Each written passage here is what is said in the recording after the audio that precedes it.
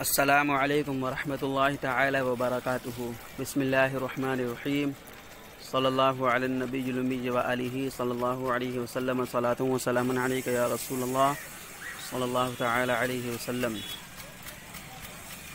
یہ کتاب میزان الصرف ہے۔ صرف کی بہت ہی اہم کتاب ہے۔ انشاءاللہ ہم اسے پڑھیں گے، تو آپ حضرات میرے ساتھ پڑھ لیں۔ بسم اللہ الرحمن الرحیم۔ اللہم رب یسر ولا تعسر وتمم بالخیر۔ اللہم رب یسر ولا تعسر وتمم بالخیر۔ اللہم رب یسر ولا تعسر وتمم بالخیر۔ اللہم رب اشرح لی صدری ویسر لی امری واحلل عقدۃ من لسانی یفقہوا قولی۔ اللہم رب زدنی علما، اللہم رب زدنی علما، اللہم رب زدنی علما۔ اللہم صلی علی سیدنا و مولانا محمد وبارک وسلم، صلاۃ و سلام علیک یا رسول اللہ صلی اللہ علیہ وسلم۔ آپ حضرات سورہ فاتحہ اور قل شریف پڑھ کر صاحب کتاب کی بارگاہ میں نذرانہ پیش کریں، تاکہ اللہ تعالی ہمیں اس کتاب کی برکت اور صاحب کتاب کے فیوض سے مالا مال فرمائے۔ بسم اللہ الرحمن الرحیم۔ مقدمہ۔ بسم اللہ الرحمن الرحیم۔ مقدمہ کہتے ہیں کتاب کے ابتدائی حصوں کو، یعنی کتاب میں کیا آنے والا ہے کیا نہیں، اس کے تعلق سے مقدمے میں بتایا جاتا ہے۔ فی الحال آپ کے لیے اتنا کافی ہے جاننا۔ الحمدللہ رب العالمین والصلاة علی رحمت للعالمین محمد وآلہ اجمعین۔ دیکھیں، کسی بھی علم کو پڑھنے کے لیے اس علم کی تعریف، اس کی غرض و غایت، اس کا موضوع، یہ تین بہت ہی اہم چیزیں ہیں۔ اسی وجہ سے کسی بھی کتاب کو جب ہم شروع کرتے ہیں تو ابتدا میں ہی یہ تینوں چیزیں آ جاتی ہیں۔ تو اسی اسلوب کو اپناتے ہوئے مصنف علیہ الرحمٰ نے علم صرف کی تعریف سب سے پہلے کی ہے۔ تو چلیں پڑھتے ہیں۔ تعریف علم صرف۔ علم صرف کی تعریف۔ علم صرف آنست کے درو بیان کردہ باشد، بنائے کلمات و تغیر کلمات سوائے اعراب و بنا۔ اس کا ترجمہ ہے، علم صرف ایسا علم ہے جس میں کلمات کی ساخت، اس کی بناوٹ کو بیان کیا گیا ہو اور اس کی تبدیلی کو بیان کیا گیا ہو، سوائے معرب و مبنی کے۔ اس کو ذرا میں واضح کر دوں، یعنی کوئی ایک صیغہ لے لیں، مثال کے طور پر یضربو، یضربو، یفعلو، یفعلو، یفعلو، کوئی بھی صیغہ۔ تو یہ کیسے بنا، کس سے بنا اور طریقوں سے کیسے بن سکتا ہے، اس میں کیا کیا تبدیلیاں آ سکتی ہیں، یہ ساری چیزیں، شروع میں یا کیا ہے، یا عین پہ فتحہ کیوں ہے، کسرہ کیوں ہے، ضم کیوں ہے، یہ ساری چیزیں ہم کس سے جانیں گے؟ علم صرف سے جانیں گے۔ آگے دیکھیں، تغیر کلمات۔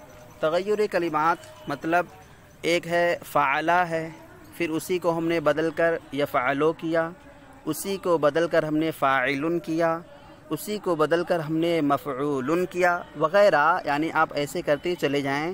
اس میں فاعل ہے، اس میں مفعول ہے، اس میں ظرف ہے، اس میں آلہ ہے، اس میں تفضیل ہے۔ یہ ساری تبدیلیاں کیسے ہم سمجھیں گے؟ اس سمجھنے کو ہم کیا نام دیں؟ تو اسے ہم علم صرف کہتے ہیں۔ صرف کا معنی ہوتا ہے، لفظی معنی ہوتا ہے گرداننا، یعنی گھمانا پھرانا، اس کو لوٹانا، دہرانا بار بار اس کو۔ چونکہ اس میں اس صیغے کو بار بار دہرایا جاتا ہے، اسے گردانا جاتا ہے، اس بنا پر اسے صرف کہا جاتا ہے۔ اس کے بعد اور کلمہ ہے سوائے اعراب و بنا۔ سوائے مطلب اعراب اور بنا، معرب اور مبنی کے بارے میں اس علم میں نہیں بتایا جائے گا، اس میں بس یہ بتایا جائے گا کہ صیغے میں تبدیلی کیسے ہوتی ہے۔ اعراب کا معنی کیا ہوتا ہے؟ معرب۔ آپ نے معرب اور مبنی پڑھا ہوگا، کس علم میں پڑھا ہے آپ نے؟ جی بالکل، آپ نے علم نحو میں پڑھا ہے، اس کو علم نحو میں پڑھا ہے۔ اچھا، تو وہ علم نحو کی بات ہے، ہم اس کو چھوڑتے ہیں اور آگے بڑھتے ہیں۔ موضوع او، اچھا ایک بار ترجمہ پھر سے کر دوں۔ علم صرف وہ علم ہے جس میں کلمات کی بناوٹ اور کلمات کی تبدیلی بیان کی گئی ہو سوائے معرب و مبنی کے۔